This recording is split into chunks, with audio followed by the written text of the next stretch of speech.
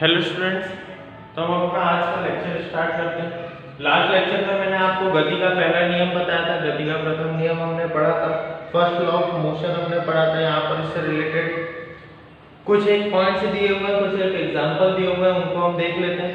सबसे पहले carrom board का एग्जांपल यहाँ पर दिया हुआ है कि कैरम बोर्ड के स्ट्राइकर को जब भी आप वहाँ पर क्या कर रहे हो, स्ट्राइक कर रहे हो, तो उससे जो भी बीच में गोटियां रखी रहती हैं, जो भी वहाँ पर बीच में पॉइंट्स रहते हैं, वो क्या होते हैं, एलिमेंट्स खसकते हैं, मतलब अपनी प्लेस को चेंज करते हैं। इसी तरीके से यही गति का पहला नियम है कि अगर कोई वस्तु है वो अपनी अवस्था में, मतलब किसी अवस्था में है, चाहे वो रेस्ट में हो या मोशन में हो, चाहे वो गति में हो या विराम अवस्था में हो, अगर आप उसमें कोई एक्सटर्नल फोर्स लगाते हो, बाह्य बल लगाते हो, तो वो क्या करता है, अपनी अवस्था को बदल देता है। ठीक है, बाह्य बल के बिना वो अपनी अवस्था को नहीं बदल सकता, ये हमने प्रथम नियम में पढ़ा था। अब वही पॉइंट है कि कोई भी फोर्स, कोई भी अगर सिंपल सा ऑब्जेक्ट है, मान लिया कि मैंने एक बॉक्स ले लिया है, ठीक है, जो भी बॉक्स है नॉर्मल सा, तो इस बॉक्स को अगर मुझे इस प्लेस से हटाना है, इसमें क्या है, अभी मोशन में नहीं है, अभी ये सिंपली किसमें है, अभी ये रेस्ट पोजीशन में। अगर मैं इस पर एक्सटर्नल फोर्स लगाऊंगा, बाह्य बल लगाऊंगा, तो ये क्या करेगा, अपनी जगह को चेंज करेगा। लेकिन क्या हर किसी में यही जो प्रॉपर्टी है, ये कैसी प्रॉपर्टी है, प्रतिरोध की प्रॉपर्टी है। ठीक है, प्रतिरोध का गुण है। क्यों गुण है? क्योंकि मुझे ये अपनी अवस्था को चेंज करने के लिए मुझे इस पर बल लगाना पड़ रहा है। ठीक है, बल लगा रहा हूं मैं, और अगर थोड़ा बल लगाता हूं तो ये बॉक्स नहीं खसकेगा। देखो सिंपल सी बात है, अगर ये बॉक्स खाली है तो मेरे थोड़े बल से भी खसक जाएगा। मैं थोड़ा सा भी फोर्स लगाऊंगा तो ये आगे गति में आ जाएगा। लेकिन अगर इसमें बहुत सारी बुक्स भरी हुई है, या फिर बहुत सारे पत्थर, या फिर कुछ भी भरा हुआ है, तो ये इतनी आसानी से खसकेगा क्या? नहीं खसकेगा, ना ही ये अपनी अवस्था को बदलेगा। तो उसके लिए मुझे क्या लगाना पड़ेगा, ज्यादा बल लगाना पड़ेगा। तो इसी प्रॉपर्टी को क्या बोला गया है, जड़त्व बोला गया है। किस प्रॉपर्टी को? हम यहाँ पर पढ़ते हैं। प्रत्येक वस्तु अपनी गति की अवस्था में परिवर्तन का विरोध करती है, चाहे वह विराम अवस्था में हो या गतिशील। वह अपनी मूल अवस्था को बनाए रखना चाहती है। वस्तु का यह गुण उसका जड़त्व कहलाता है। क्या होता है, वस्तु हमेशा, कोई भी वस्तु है वो क्या करती है, अपनी अवस्था में परिवर्तन का विरोध करती है। मतलब अगर कोई बड़ी सी बेंच रखी हुई है और मैं उस पर धक्का लगा रहा हूँ, तो वो क्या करेगी, इतने फोर्स को अपने अंदर एक्सेप्ट कर दिया जाएगी। इसका मतलब क्या है कि मैं यहाँ से कोई फोर्स लगा रहा हूँ तो वहां से भी वो कोई अपोजिशन का फोर्स आ रहा है। ठीक है, आपको यह देखने को मिलेगा पेज नंबर, चित्र नंबर 9.4 देखना आप लोग। ठीक है, चित्र नंबर 9.4 जो स्टार्टिंग चैप्टर के स्टार्टिंग में दिया हुआ है, वहां पर दो बच्चे क्या कर रहे हैं, एक बॉक्स दिया हुआ है, उसको खसका रहे हैं। ठीक है, नॉर्मली एक बॉक्स दिया हुआ है, उसको दोनों बच्चे क्या कर रहे हैं, खसका रहे हैं। तो ये मैंने क्या कर दिया, एक बॉक्स यहाँ पर रख दिया। ठीक है, दो बच्चे यहाँ पर हैं, वो क्या कर रहे हैं, इस बॉक्स को खसकाने की कोशिश कर रहे हैं। तो ये फोर्स किधर लगा है? अब देखो, अगर मैं इनके फोर्स की बात करता हूँ तो ये फोर्स लगा रहे हैं इस डायरेक्शन में, लेकिन बॉक्स का खुद का एक प्रतिरोध है, इस फोर्स का, इस बल का वो विरोध कर रहा है, जो कि किस डायरेक्शन में लग रहा है, इस डायरेक्शन में। ठीक है, समझ रहे होगे आप बात को। कल हमने क्या किया था, एक एक्सपेरिमेंट किया था कुछ इस तरीके का कि मैंने बॉल को यहाँ से नीचे लटकाया था। ठीक है, जब बॉल यहाँ तक आ गई थी, नीचे तक आ गई थी, अब मैं क्या करता हूँ, इसको यहीं से ब्रेक करता हूँ और यहीं पर एक और ऑब्जेक्ट को लगा देता हूँ कुछ इस तरीके से। अब बॉल जब यहाँ से आएगी तो यहाँ पर, यहाँ तक तो वो सही आएगी। ठीक है, क्यों? क्योंकि इधर से ये ढलान स्लोप है, लेकिन जब इधर चढ़ेगी तो ये वाली सरफेस क्या करेगी, इसका विरोध करेगी, जिससे ये इसकी जो गति है वो कैसी हो जाएगी, धीमी हो जाएगी।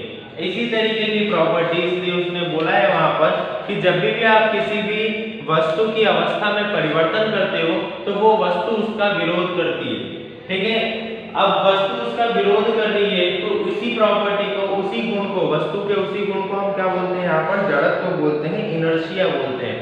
इसीलिए जो गति का पहला नियम है उसे लॉ ऑफ इनर्शिया भी बोला जाता है, जड़त्व का नियम भी उसे बोला जाता है। तो इसको आप याद रखना, कभी लॉ ऑफ इनर्शिया लिखा हुआ है, जड़त्व का नियम लिखा हुआ है, तो भी आपको क्या लिखना है, वहां पर गति का प्रथम नियम लिखना है। ठीक है, फर्स्ट लॉ ऑफ मोशन को लिखना है। अब यहाँ पर हमने देखा कि जड़त्व क्या होता है और होगा उस पर क्या है। अब देखो द्रव्यमान और जड़त्व ये दोनों एक दूसरे से सिमिलर कैसे हैं ये मैं आपको बताता हूँ। इसका रीजन ये है कि मैं कोई एक ऑब्जेक्ट लेता हूँ, कोई भी एक ऑब्जेक्ट है, जैसे कि मैं एक फुटबॉल है, ठीक है। फुटबॉल को अगर मैं किक करता हूँ तो किक करने से क्या होगा कि वो हवा में उड़ जाएगी, ठीक है। लेकिन अगर उसी मतलब फुटबॉल की ही शेप का उतनी ही साइज का मैं एक पत्थर लेता हूँ, पत्थर को नीचे रखता हूँ और उसे उतनी ही तेज से किक करता हूँ, तो क्या पत्थर वहां से हिल भी पाएगा? नहीं हिल पाएगा, और हो सकता है हमारा पैर अलग टूट जाएगा, ठीक है। इसका रीजन क्या है कि जिस भी वस्तु का द्रव्यमान ज्यादा होगा उसका जड़त्व ज्यादा होगा, ठीक है। जिस भी वस्तु का द्रव्यमान जितना ज्यादा होगा जड़त्व उसका उतना ही ज्यादा होगा, ठीक है। किसी भी ऑब्जेक्ट का जितना ज्यादा मास होगा उतनी ही ज्यादा उसका इनर्शिया होगा, उतना ही ज्यादा उसका इनर्शिया होने वाला है, ठीक है। तो आप इसको थोड़ा नोट करके रखना पॉइंट को कि कोई भी ऑब्जेक्ट जिसका मास ज्यादा है उसका इनर्शिया उतना ही ज्यादा होगा। मतलब अगर मैं मास को बढ़ाऊंगा, द्रव्यमान को अगर मैं बढ़ाता हूं तो उसका जड़त्व भी क्या होगा वहां पर बढ़ेगा। अब आगे देखते हैं, ये तो हो गया हमारा जड़त्व तथा द्रव्यमान में एक संबंध हो गया कि द्रव्यमान क्या होता है और जड़त्व जड़त्व क्या होता है, द्रव्यमान का उस पर क्या प्रभाव पड़ता है। अब हम आगे देखते हैं कि गति का दूसरा नियम क्या है, तो थोड़ा सा पॉइंट इसका पढ़ते हैं फिर हम आगे देखते हैं। गति का प्रथम नियम यह बताता है कि जब कोई असंतुलित बाह्य बल किसी वस्तु पर कार्य करता है तो उसके वेग में परिवर्तन होता है, अर्थात वस्तु त्वरण प्राप्त करती है। अब हम देखेंगे कि किसी वस्तु का त्वरण उस पर लगाए गए बल पर कैसे निर्भर करता है और उस बल को हम कैसे मापते हैं। आइए कुछ दैनिक अनुभवों का अध्ययन करते हैं। यहाँ पर एग्जाम्पल दिए हुए हैं। एग्जाम्पल्स क्या हैं? तो पहला, टेबल टेनिस खेलने के दौरान यदि गेंद किसी खिलाड़ी के शरीर से टकराती है तो वह घायल नहीं होता। गति से आती हुई क्रिकेट की गेंद किसी दर्शक को लगने के बाद उसे घायल कर सकती है। सड़क के किनारे खड़े किसी ट्रक से कोई दुर्घटना नहीं होती, परंतु 5 मीटर प्रति सेकंड जैसी कम गति से चलते हुए ट्रक से टक्कर रास्ते में खड़े किसी व्यक्ति की मृत्यु का कारण बन सकती है। एक छोटे द्रव्यमान की वस्तु जैसे गोली को अगर बंदूक से तीव्र वेग से छोड़ा जाए तो वह भी किसी व्यक्ति की मृत्यु का कारण बन सकती है। इससे पता चलता है कि वस्तु के द्वारा उत्पन्न प्रभाव वस्तु के द्रव्यमान एवं वेग पर निर्भर करता है। इसी प्रकार यदि किसी वस्तु को त्वरित किया जाता है तो अधिक वेग प्राप्त करने के लिए अधिक बल की आवश्यकता होती है। दूसरे शब्दों में हम कह सकते हैं कि वस्तु के द्रव्यमान एवं वेग से संबंधित एक महत्वपूर्ण राशि होती है संवेग नामक। इस राशि को न्यूटन ने प्रस्तुत किया था। किसी वस्तु का संवेग भी उसके द्रव्यमान और वेग के गुणनफल से परिभाषित किया जाता है। देखो सिंपल सी बात है, यहाँ पर उसने क्या बोला है कि आपको क्या करना है। देखो सेकंड लॉ ऑफ मोशन जो है न्यूटन का, वो उन्होंने सिंपली किसको परिभाषित करने के लिए, किसको डिफाइन करने के लिए दिया था? मोमेंटम को। अब मोमेंटम क्या होता है? सबसे पहले तो उसका फॉर्मूला देखते हैं। मोमेंटम को हम p से रिप्रेजेंट करते हैं, m से क्यों नहीं करते? क्योंकि m से रिप्रेजेंट इसलिए नहीं किया जाता क्योंकि मास को पहले से ही m दिया गया है। p = mass into velocity. ठीक है, मैं क्या बोल रहा हूं यहाँ पर? p = mass into velocity. p को हम क्या बोलते हैं? मोमेंटम बोलते हैं। p क्या है? मोमेंटम है, जिसे हम संवेग भी बोलते हैं। m क्या है यहाँ पर? मास है, जिसे हम क्या बोलते हैं? द्रव्यमान। और v क्या है?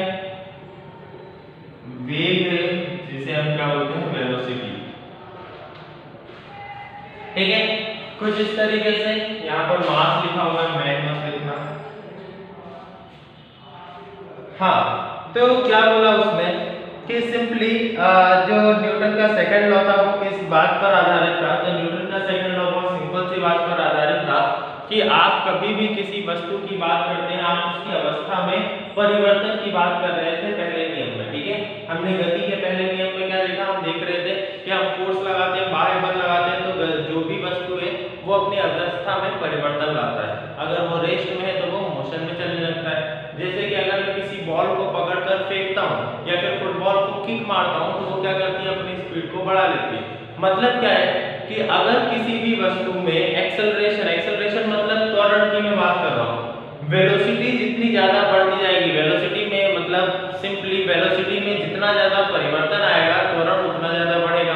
ठीक है, अगर मैं ज्यादा बल लगाऊंगा तो परिवर्तन वेलोसिटी में जो परिवर्तन है वो ज्यादा आएगा, अगर मैं कम बल लगाऊंगा तो वेलोसिटी में वेग में जो परिवर्तन है वो क्या आएगा, कम आएगा। तो इसी तरीके से जितना ज्यादा मैं फोर्स लगाता हूँ यहाँ पर वेलोसिटी उतना ज्यादा बढ़ती है, और जितनी ज्यादा वेलोसिटी बढ़ेगी उसका मोमेंटम भी उतना ज्यादा वहां पर बढ़ेगा।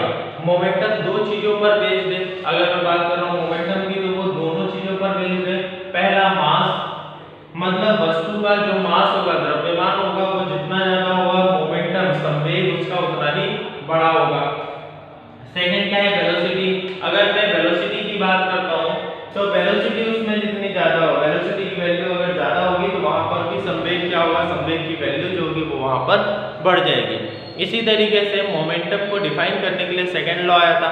अब सेकंड लॉ के कुछ पॉइंट्स और हैं, जैसे कि ये तो हमने मोमेंटम को डिफाइन कर दिया, मोमेंटम मैंने आपको बताया कि किस तरीके से परिभाषित किया जाता है। अब हम देखते हैं सेकंड जो लॉ था न्यूटन का, वो मोशन की बेस पर सिंपल सा इतना लॉ था कि आप मोमेंटम को, किसी भी ऑब्जेक्ट को मोमेंटम को एकदम से ब्रेक नहीं कर सकते या फिर एकदम से जीरो नहीं कर सकते। ठीक है, एकदम से अगर आप किसी मोमेंटम को जीरो करोगे तो उसमें क्या होगा, कोई भी मतलब जैसे कि अगर मैं यहाँ पर एग्जांपल ले लेता हूँ, 2 मिनट सिल्ली को तोड़ देता है।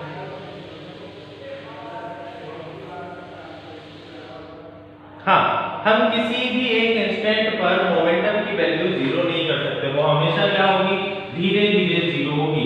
आप किसी भी मोशन में, अगर कोई वस्तु मोशन में है, ठीक है, मैं मान लेता हूँ कि ये बॉल है और ये किसमें है, मोशन में, तो मैं इसको किसी भी हालत में एकदम से इसका मोमेंटम ब्रेक नहीं कर सकता। मैं क्या बोल रहा हूँ कि पंखा अगर घूम रहा है तो मैं एकदम से उसके पंखे को पकड़कर उसका मोमेंटम ब्रेक नहीं कर सकता, मतलब उसे उसी पॉइंट पर नहीं रोक सकता। कोई गाड़ी चल रही है तो मैं ब्रेक लगाकर जस्ट उसी पॉइंट पर नहीं रोक सकता, वो थोड़ी तो आगे बढ़ेगी ही सही। तो इसी तरीके से यहाँ पर हम क्या बोलते हैं, कभी भी किसी मतलब यूनिवर्सल लॉ ऑफ मोशन है कि अगर कभी भी कोई भी वस्तु, कोई भी ऑब्जेक्ट अगर मोशन में है तो आप उसका मोमेंटम ब्रेक नहीं कर सकते एकदम से। जैसे कि अगर किसी क्रिकेटर की हम बात करते हैं तो क्रिकेटर जब बॉल को कैच करता है तो अपना हाथ पीछे की तरफ लेकर जाता है। ठीक है, अगर कोई भी क्रिकेटर, जैसे कि अगर मैं नॉर्मली बॉल की बात कर रहा हूँ, अगर मैं कैच करूंगा तो मैं हाथ को इस तरीके से पीछे लेकर आता हूँ, अगर वहीं पर कैच करूंगा तो मेरे हाथ पर बहुत ज्यादा लगेगी, मुझे सेवरल इंजरीज भी हो सकती है। तो इसी तरीके से सेकंड लॉ क्या बोलता है कि आप कभी भी किसी वस्तु में के वेग में परिवर्तन करते समय उसके वेग को या फिर उसका जो भी संवेग है उसको आप जीरो नहीं कर सकते। इसी के बारे में हम अगले लेक्चर में कंटिन्यू करेंगे। Thank you.